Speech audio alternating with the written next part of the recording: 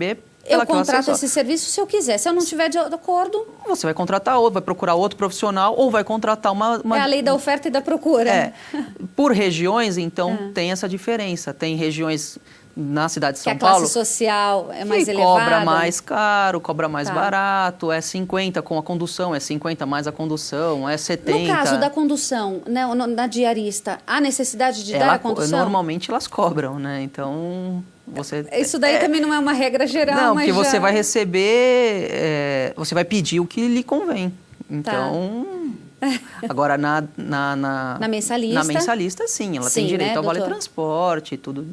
Na mensalista, quais são os direitos? O vale transporte? Não, pela Constituição, eu até foi noticiado, né, que hoje tem uma gama muito grande de empregadas domésticas em atividade, ganhando menos que um salário mínimo. A gente ouve falar até em salários de R$360, né, doutor? Muito aquém do salário mínimo vigente no nosso país. Fica um alerta até. Na Constituição e na lei das domésticas, o primeiro direito que elas têm é um salário mínimo. Vigente no país. Vigente no país. É o primeiro direito. Isso é o básico. É o direito básico dela. Se ela é contratada e recebe menos do que isso... pode ser considerado um trabalho escravo? Não, né, doutor? Não digo um trabalho escravo, escravo mas... é aquele que você trabalha e não é remunerado em nada, daria até uma outra entrevista. Uma outra pauta para a gente entrevista, aqui. Porque tem muita coisa por trás disso. Agora... A gente vê que até grandes empresas aqui, atuam aqui no Brasil, tem até uma grande empresa espanhola que está sendo processada, né, doutor, por trabalho escravo, né? É uma grande rede, bastante conhecida aí, e que deu o que falar, né? E o consumo dela é alto. É alto. Né? Então, o direito primordial da doméstica é o salário mínimo. Tá. Fora, tem, na verdade, um elenco assim, de uns 12 entre né, direitos e deveres, uns 18 né, elencados em lei e Constituição. Não pode ser reduzido o salário, tem a irredutibilidade do salário. O senhor me contou, a gente está a poucos minutos de encerrar, mas o senhor me contou que entre os e-mails que o senhor recebeu com algumas perguntas, né, sobre esse tema, estava sobre insalubridade, porque tem algumas casas que não são lá, né, o melhor lugar para se trabalhar. Às vezes tem muita criança, a bagunça é grande. Então, o senhor recebeu um e-mail como esse. Existe isso, doutor? Não existe previsão legal de que a doméstica tem direito à periculosidade e insalubridade. Então o caso, eu trabalho numa casa que as crianças estragam tudo. São verdadeiros terroristas. Não vai existir um adicional de insalubridade por causa dessa situação. A residência domiciliar, não tem o cunho perigoso nem insalubre.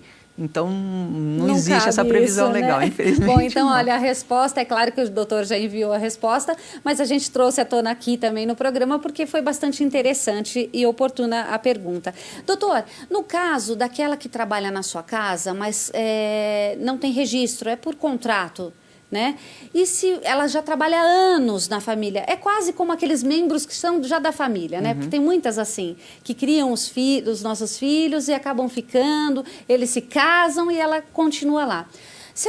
Na intenção de aposentar essa colaboradora, existe a possibilidade?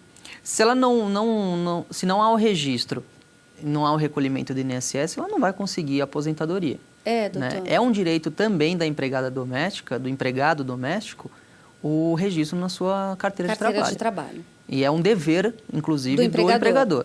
Né? Mas a minha empregada não quer ser registrada. Porque tem muitos casos assim, viu, doutor? Não quero ser registrada. Olha, desculpa, então eu vou precisar de uma outra colaboradora para trabalhar em casa, porque depois isso pode vir à tona numa ação trabalhista, um problema para o empregador, um problema para ela na previdência social, né? Se ela precisar de um auxílio-doença, ela não vai conseguir, ela não está recolhendo o INSS, né? O empregador, ele deve emitir recibo de pagamento para o empregado? Ela deveria recolher. E no caso diarista também? Também. Deve recolher a assinatura num recibo de pagamento, que é o comprovante dele. Ele não emite o lerite, né? Como nas empresas que é emitido o lerite, que é um comprovante de pagamento. Então, sim, emita um recibo que recebeu tal dia, a quantia de tanto destinado ao valor mensal cobrado pelo trabalho, né? Tá. Doutor, outra questão que ficou, a gente tem 3 minutinhos para encerrar, então a gente precisa ser breve. No caso do caseiro, chamou muita atenção da gente também essa questão, porque ligaram aqui para a gente tentando saber e com o senhor também enviaram essa pergunta. O que caracteriza um caseiro, que aí seria regido pela CLT como qualquer outro empregado, e o que difere ele de um empregado doméstico e não caseiro?